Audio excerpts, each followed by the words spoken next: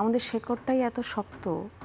আমরা 52তেও করেছি, 71-এও করেছি, 18তেও সেটার অভ্যুত্থান হয়েছিল। এখন তো ছাত্র জনতা যেভাবে, তো এই এখন যে বিষয়টা ওরা যে দুয়ারটা খুলে দিয়েছে সেটাতে আলো আসতেই থাকবে এবং যে কনফিডেন্সটা ওরা আমাদের দিয়েছে। তো আমি একটা কথাই কালকে বলছিলাম যে যতই গুলি আসুক, যতই পানি আসুক, আমাদেরকে আসলে কেউই দমাতে পারবে না।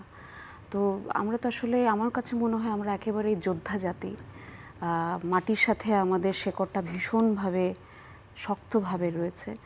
তো ইনশাল্লাহ আমরা অবশ্যই মানে একসাথে আগেও পেরেছি, এবারও পারবো।